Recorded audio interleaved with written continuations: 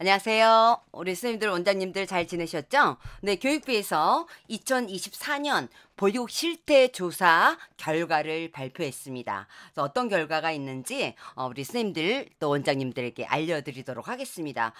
우리 교육부에서 지난달에 발표를 했습니다. 그래서 2024년도에 보육 실태 조사를 했는데요. 우리 보육 실태 조사는 3년마다 하게 됩니다. 21년도에 했고, 그 다음에 24년도에 했는데, 이 통계가 드디어 이제 모두 마무리가 돼서 5월 20일자에 배포가 되었습니다. 2024년 보육 실태 조사 결과에서 우리가 특이할 만한 거는 우리 어린이집과 유치원의 만족도가 지금까지 실태 조사한 것 중에서 최고로 높게 나왔다라는 겁니다. 그래서 교직원과 시설, 그다음에 서비스 질 이런 부분에서 어린이집 만족도가 92.4%, 유치원의 만족도가 91.7%. 그래서 유치원보다 어린이집이 조금 높게 나왔습니다. 네, 그래서 이 교육부는 또 보육교직원의 보육활동 보온 지원 방안을 추진하겠다라고 이야기를 했습니다. 왜냐하면 보육실태 조사에서 보육교직원에 관련된 조사도 있었거든요. 근데 어떤 조사가 있었는지 지금부터 자세히 알아보도록 하겠습니다. 2024년도 보육실태조사는 우리가 효과적인 보육정책 시행에 필요한 실증적인 근거를 확보하기 위해서 우리가 3년마다 실시하게 됩니다. 그래서 2004년 처음 시행이 돼서 우리가 2024년 7번째 조사가 실시되었다고 합니다. 우리 이 조사에서는 우리 영유아들의 양육 실태라든가 그다음에 특성, 그리고 어린이집의 기본 사항, 그리고 운영 현황은 어떤지, 또 원장과 보육교사들의 어떤 근무 현황, 그리고 또 인식 이런 부분, 또 보육 환경 전반에 관련된 사항이 포함이 되어 있습니다. 우리가 전국 보육 실태 조사는 우리가 육아정책연구소에서 맡아서 연구를 했습니다. 우리 조사 대상은 사회보장 행정 데이터 기준에서 보육 교육비라든가 또 부모급여, 또 양육수당 이런 것들을 수급하는 2,494가구를 대상으로 했고요. 어린이집은 3,058개소를 대상으로 했습니다. 그래서 어린이집과 또 아동 양육 가구를 직접 방문해서 면접 조사를 했고 또 온라인 조사를 통해서 실태 조사를 했다. 라고 지금 되어 있습니다. 이번 실태 조사에서 우리가 사회보장 행정 데이터 기준으로 우리가 보육료라든가 유아학비, 또 부모급여, 또 양육수당을 수급하는 2,494가구와 또 어린이집의 3,058개소를 대상으로 해서 2024년 8월부터 12월까지 실시가 되었습니다. 자, 그러면 우리가 구체적으로 2024년 전국 보육 실태 조사의 주요 결과 우선 가구의 일반 특성과 양육 특성을 좀 살펴보도록 하겠습니다. 예, 조사 대상의 2,494가구 중에서 영유아 수는 3,007명이었고요. 조사 가구 취업률은 아버지가 97%가 취업이 되어 있었고 어머니는 64.2%가 취업이 되어 있어서 모두 21년도보다 취업률이 상승한 거로 나타났습니다. 또 양육기관을 이용하는 여부와 유형에 대해서 조사를 했는데요. 영유아 기준으로 어린이집의 55.3%, 유치원의 26.5%, 그리고 기관을 이용하지 않는다가 15.7%, 또 반일제 이상의 학원을 보내는 곳이 2.5% 이렇게 순으로 나타나서 지금 현재 우리 영유아들은 어린이집의 55.3%로 반 이상이 지금 다니고 있다라고 보시면 될 것 같고요. 또 보육과 교육비와 식의료비를 포함해서 가구별로 총 양육 비용이 얼마인가를 조사한 결과는 월 평균 111만 6천 원으로 나타났습니다. 한 아이를 키우기 위해서 우리가 보육료라든가 교육비라든가 또 식자재, 의료비 이런 것들을 모두 포함해서 평균 111만 6천 원이 들었다라고 조사가 되었어요. 2021년도보다 14만 원이 상승이 됐고요. 가구 소득 대비 비중으로 따져보면 17.8%가 우리가 영유아 자녀를 양육하는데 비용이 들어갔다라고 보시면 되겠고요. 우리 부모님들이 자녀를 낳고 육아휴직을 이용한 경험이 있는가의 답변은 어머니가 단독으로 사용을 했다는 34.5%, 아버지가 단독으로 사용했다는 3.6%, 또 부모 모두가 사용한 경우에는 6.1%, 그래서 모든 유형에서 21년도보다 높게 나타났습니다. 사실은 육아휴직을 지금 이제 합법화되었잖아요. 그렇기 때문에 어머니도 아버지도 최근에는 부모 모두가 사용하는 비율이 점점 높아지고 있는 것을 우리가 볼 수가 있겠죠. 취업 중인 주 양육자가 자녀 양육에 대해서 좀 겪는 어려움, 출근을 하기 때문에 직장의 업무로 인해서 자녀 양육을 하는 데에서 겪는 어려움 중에서 가장 높게 나타난 거는 긴급 상황이 벌어졌을 때, 또 일찍 출근을 해야 될 때, 또 늦게 퇴근을 해야 될 때 참 어려움이 있었다라고 조사가 되었습니다. 또 우리 영유아 보육 교육 서비스 이용이라든가 비용에 대해서 조사한 결과는 우리 영유아가 최초로 이용한 기관은 어린이집이었습니다. 그래서 영유아가 태어나서 집에서 엄마와 또 우리 양육자와 지내다가 처음으로 기간을 이용한 거는 어린이집이었습니다. 97.3%로 굉장히 많이 높게 나왔고요. 유치원은 1.9%. 우리 유치원은 만 3세부터 아이들이 입학할 수 있기 때문에 우리 3세 아이가 이제 같다라고 보시면 될 것 같아요. 생애 최초로 보육교육 기간을 이용하는 시기는 19.8개월입니다. 그러니까 처음으로 아이들이 뭐 어린이집을 가든 어떤 교육기관을 이용하는 시기는 19.8개월 이렇게 나타났고요. 이거는 우리가 2009년도에는 30개월이었거든요. 근데 굉장히 아이들이 이용하는 기간이 빨라졌다라고 보시면 될 것 같아요. 지금 우리가 통계를 지금 보면 취업을 한 엄마들 같은 경우에는 18.2개월 정도 돼서 기관을 이용을 했고요. 취업을 하지 않은 경우에는 한 22.6개월 정도의 우리가 아이들이 어린이집이라든가 교육기관을 이용했다라고 보시면 될 것 같고요. 15년도에 비하면 점점 아이들이 개월 수가 지금 어려진 거를 우리가 볼 수가 있습니다.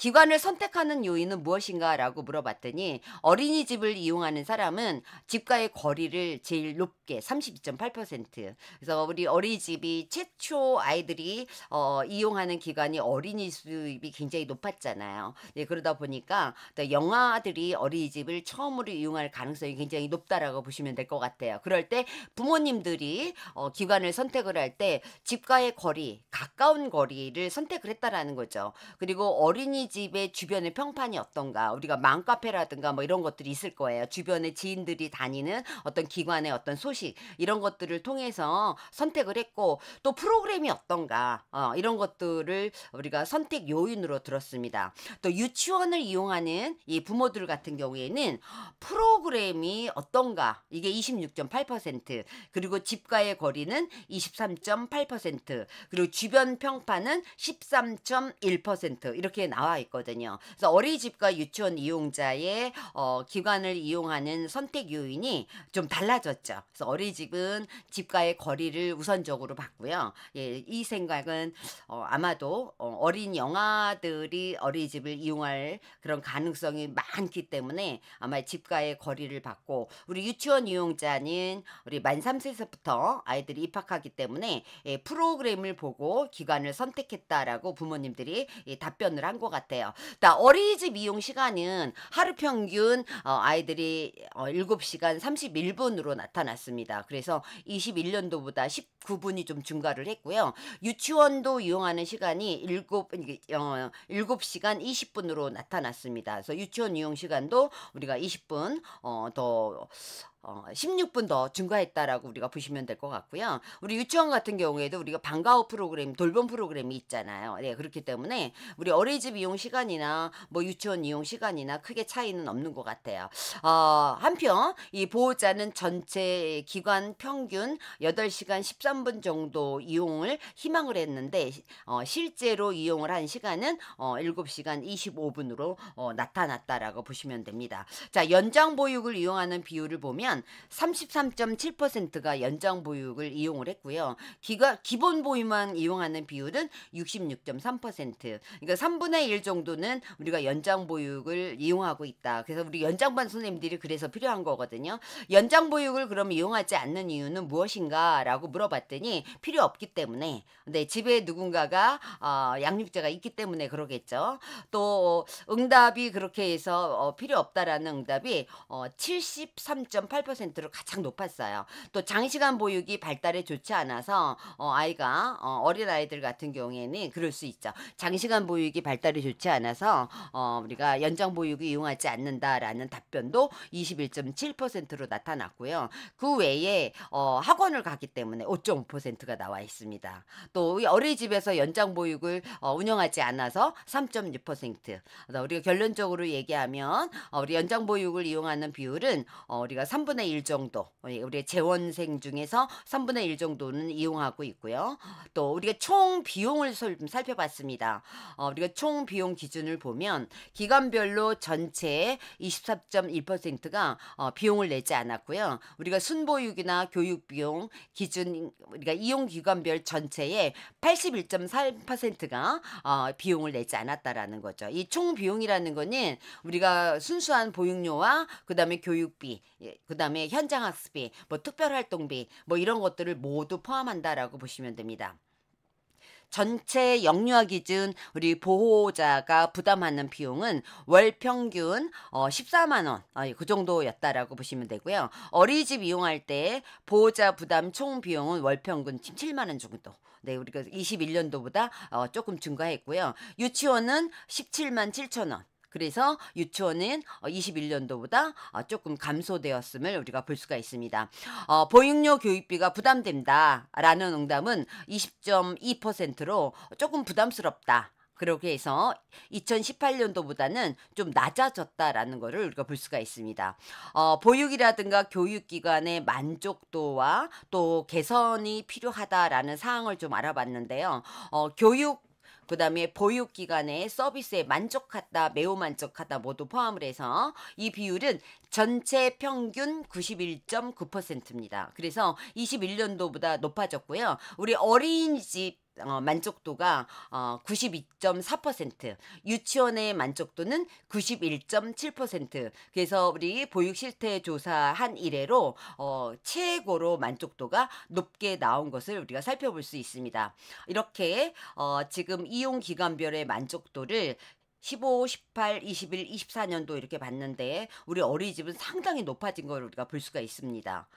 예, 유치원도 높아졌죠. 근데 유치원보다는 어린이집의 만족도가 훨씬 더 높았고요. 또 보호자가 응답한 개선해야 될 점이 무엇인가라고 물어봤더니 1순위가 교육 내용이 좀 다양화되었으면 좋겠다라는 게 18.3%로 제일 많았고요. 인력이 중원이 되었으면 좋겠다. 또 노후시설이 좀 정비되었으면 좋겠다. 환경이 좀 개선이 되었으면 좋겠다라는 거죠. 또 인력의 질이 좀 높아졌으면 좋겠다라는 순으로 조사가 되었습니다. 또 보호자가 희망하는 육아 정책으로는 보육과 교육비 지원을 좀 높여줬으면 좋겠다. 이게 가장 높았습니다. 또 육아휴직 제도가 좀 정착이 되고 휴직 시에 소득을 좀 보장해 줬으면 좋겠다. 20.2%. 또 국공립시설이 좀 확충되었으면 좋겠고 보육 서비스의 기관의 질 향상도 있고 또 유연근무제가 좀 확대되었으면 좋겠다. 그래서 실질적으로 보호자가 희망하는 육아정책 1순위는 보육료라든가 또 교육비를 지원하는 것들이 좀 많아졌으면 좋겠다라는 답변을 했네요. 우리 24년도 전국 보육실태 조사를 좀 더 자세하게 알고 싶으시면 육아정책연구소 누리집에 가면 우리 자세하게 아주 상세하게 설명이 되어 있으니까 보실 수 있고요. 좀 더 저는 구체적으로 어린이 조사에 대한 그래서 어린이집 특성은 어떤 건가를 요거만 제가 따로 떼어서 좀 알려드리도록 하겠습니다. 우리 어린이집 운영 관련을 좀 보면 우리 지금 어린이집 운영 시간은 평일 12시간 8분으로 21년도부터는 조금 줄어들었습니다. 네, 조금 줄어들었고요. 또 우리 연장 보육 운영은 우리 지금 94.2% 어린이집이 연장 보육반을 운영을 하고요. 또 21년 우리가 86%보다 지금 24년도에 연장 보육을 운영하는 어린이집이 훨씬 더 많아졌다라고 보시면 되고요. 연장 보육반 수는 평균 어린이집 평균 한 2.7개 반 정도 연장 보육반을 운영하고 있었습니다. 연장 보육 담당 교사는 연장반을 담당하는 전담 교사가 84% 정도 있었고요. 우리 연장반을 담당하는 전담 선생님이 없을 경우에는 기본 보육을 담당하고 있는 담임 선생님이 교대로 근무를 하거나 이렇게 해서 연장반을 담당하는 거로 조사가 되었고, 또 우리 영어반 보조교사가 또 오전에 보조교사하고 오후에 연장 보육을 담당하는 그런 경우도 있고요. 교사 겸직 원장님이 하는 경우도 있고, 또 야간 연장 보육교사가 또 함께하는 그런 비율로 나타났습니다. 그러면 왜 전담 교사를 채용하지 못하는가라는 조사 결과는 채용이 어렵답니다. 연장 교사를 채용을 하려고 했더니 상당히 좀 어려웠다. 이게 26.5%. 또 연장보육 전담교사를 배치하려고 하는데 미층족이 됐죠. 반편성이 안 돼서 미층족이 되어서 배치를 못했다. 또 연장반 월 이용 시간이 또 미층족이 되어서 연장반을 담당하는 전담교사를 별도로 채용할 수가 없었다라고 답변을 했네요. 자, 연장반의 하원 시간을 보니까 가장 늦은 하원 시간은 7시에서 7시 30분까지가 32%, 또 6시 30분부터 7시까지가 23%, 또 7시 30분부터 8시까지가 23.1% 순으로 이렇게 하원 시간이 이렇게 조사가 되었습니다. 자, 시간제 보육도 봤습니다. 시간제 보육을 운영하는 어린이집은 우리가 6.7%가 시간제 보육을 운영을 하고 있었고요. 평균 반은 1개 반 정도라고 보시면 되고요. 그 다음에 반단 평균 이용 아이들은 한 8명 정도, 그리고 취업모의 자녀인 경우에는 2.6명 정도가 시간제 보육을 이용하고 있었다라고 보시면 됩니다. 자, 특별활동은 어떤가를 살펴봤습니다. 24년도 우리가 7월 한 달간 특별활동을 실시한 어린이집이 86%, 거의 대부분이 이 어린이집에서는 특별활동을 하고 있다라고 보시면 되죠. 그래서 21년도보다 30%가 증가했다라는 걸 볼 수가 있고요. 그럼 특별활동에서 진행이 되는 프로그램은 체육이 90%, 음악이 58.6%, 영어가 56%, 미술이 24% 준으로 프로그램을 운영을 했고요. 특별활동비를 보니까 1인당 최대 비용이 47,000원, 5만 원 정도 된다라고 생각하시면 되겠죠. 그래서 21년도보다 증가가 되었습니다. 자, 특별활동 이외에 또 우리가 개선 필요 사항이 무엇인가라고 물어봤더니 원장님이 느끼는 정말 시급한 개선 사항은 인력이 좀 추가 배치되었으면 좋겠다. 그런데 이거를 좀 지원했으면 좋겠다. 우리 교사나 보조교사라든가 이런 지원 인력을 좀 추가 배치해 줬으면 좋겠다. 이게 좀 개선했으면 좋겠다.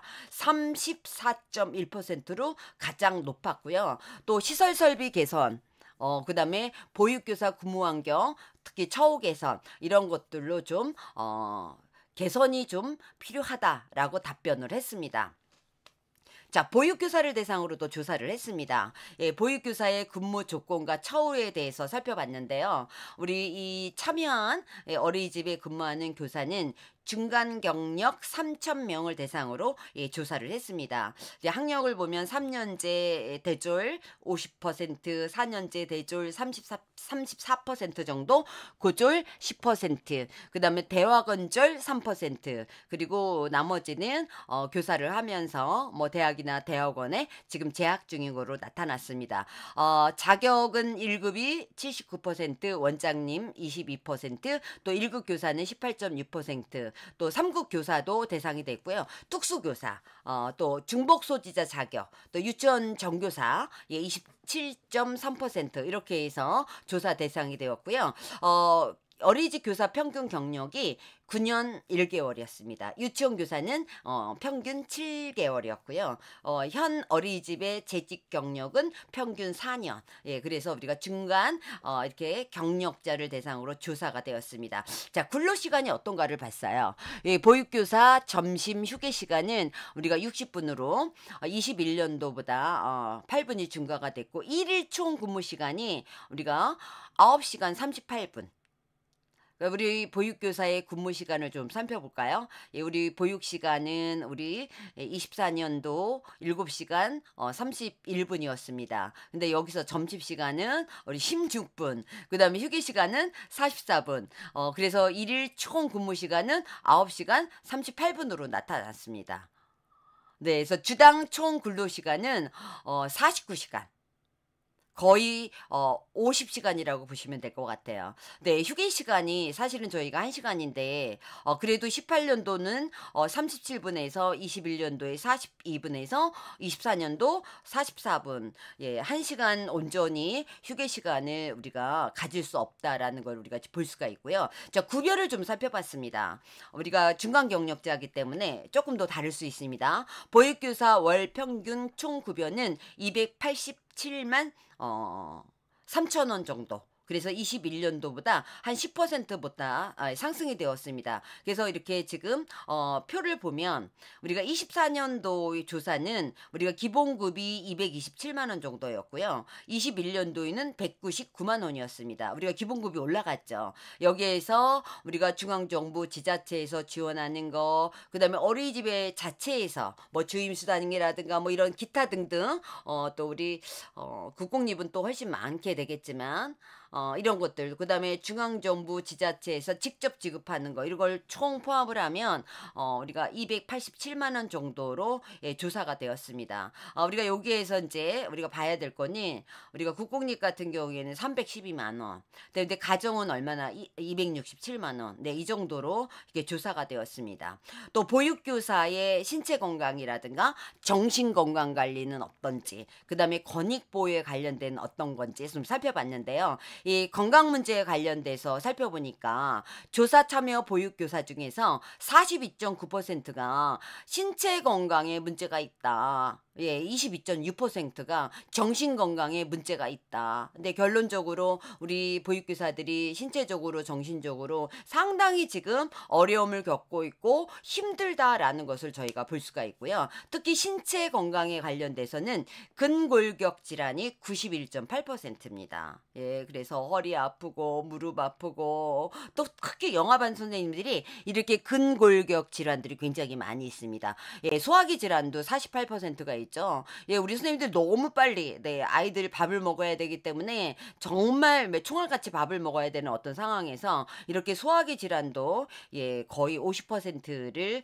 경험하고 있다라고 보시면 되고요. 신경성 또 순환계 질환도 15%, 또 전염성 질환도 15%, 그다음에 호흡기 질환도 이렇게 경험하고 있다라고 대답을 했고요. 정신건강 차원에서 보면 스트레스가 제일 높았습니다. 스트레스가 83%. 네, 우리가 직무 스트레스와 관련된 것도 굉장히 높죠. 그다음에 완전히 소진된 번아웃도 4%, 불안 증세도 있습니다. 3.2%, 또 불면증. 그래서 정신건강 문제로 병원 진료를 받은 비율은 이 중에서 15.8%. 진료를 받지 않은 이유는 무엇인가라고 물어봤더니 참고 견딜만 해서, 우리 선생님들 이렇게 정신건강에 본인이 문제가 있다라고 본인이 느껴진다라면 진료받고 치료받아야 됩니다. 예, 병을 키우면 안 되죠. 참고 견디면 안 됩니다. 네, 우리 치료받고요. 아픈 거 우리 선생님들이 관리 잘 하셔서, 특히 스트레스 관리 잘 하셔야 됩니다. 예, 직무와 관련돼서, 대인관계에서, 업무와 관련돼서 우리가 받게 되는 스트레스 견디면 안 됩니다. 견디시지 마시고 잘 진료받고 치료받으셔야 되고요. 또 근무 중에 병원 이용이 너무 어렵다. 이거 상당히 좀 안타까운 부분이죠. 이게 40.4%예요. 예. 병원 가고 싶은데 근무 중이라 네 이렇게 병원 이용하는 게 어렵다. 또 진료를 받으려고 하니까 두려움도 있다라고 예 답변을 했네요. 산업재해보험에 관련돼서는 보육교사 84.4%가 가입돼 있고 가입이 되어 있는지 모른다. 14%, 미가입이 1.6%, 산재보험에 가입이 다 되어 있을 겁니다. 모른다고 대답한 14%도 예, 지금 산업재해보험에 예, 가입이 되어 있을 가능성이 상당히 높다라고 저희가 보시면 될 것 같고요. 자, 권리침해를 받았는가 근무 중에 그렇게 물어봤더니 근무 중에 권리침해 경험이 있다라고 답한 게 17.7%입니다. 그래서 우리가 21년도 조서보다는 크게 좀 감소를 했고요. 그럼 권리침해 주체자는 누군가? 보호자가 63%, 또 원장님이 40%, 동료 교직원의 17%. 이 동료 교직원 같은 경우에는 뭐 투다님이나 또는 뭐 경력교사라든가 이렇게 살펴볼 수가 있고요. 또 어린이집 대표자도 있었고 위탁 업체도 있었습니다. 자, 그렇다면 권리침해 유형은 무엇인가라고 물어봤더니 조금 다르기는 하지만 보육활동 부당 간섭을 했다. 내가 보육활동을 하는데 부당하게 간섭을 했고 또 업무를 방해하는 행위도 했고 또 기타 명예훼손이라든가 모욕을 당한 그런 경험도 있다라고 이야기를 했고요. 실질적으로 보육교사 권리침해 유형을 보면 이렇게 나타났습니다. 그래서 권리침해 유형에서 보육활동 부당 간섭이 제일 높았습니다. 근데 우리 원장님이나 그다음에 동료 교사 또 우리 부모들 네 많은 분들이 이렇게 보육 활동 부당 간섭 행위로 인해서 권리 침해를 받았다라고 답변을 했습니다. 또 이제 업무 방해 행위도 있었다. 네, 업무 방해에 대한 행위도 있었다라고 답변을 했고요. 또 명예훼손 모욕 행위도 이렇게 아주 높게 나왔습니다. 자, 그러면 권리침해 원인은 무엇인가라고 물어봤더니 1순위, 2순위가 바로 열악한 근무 환경 조건인 것 같다라고 한 것이 44.5%, 보육교사 직종의 낮은 사회적 인식도 우리가 권리침해 원인이 된 것 같다라고 답변한 것이 39.2%, 교사의 권익보호 위반인 우리 교사의 권익보호를 위한 법이라든가 제도가 있어야 되는데 이런 것들도 좀 미비하다라는 것이 32.8%입니다. 그래서 보육교사 권리 침해 원인을 보니까 열악한 근무 조건 이렇게 상당히 높았죠. 네, 1순위로 상당히 높았고요. 네, 그다음에 보니까 교사의 권익보호 위한 법도 좀 미비하다. 또 보육교사 이 직업에 굉장히 사회적으로 좀 인식이 좀 낮다. 예, 전문가로서 이렇게 인식을 좀 높게 가져야 되는데 좀 낮은 것 같다.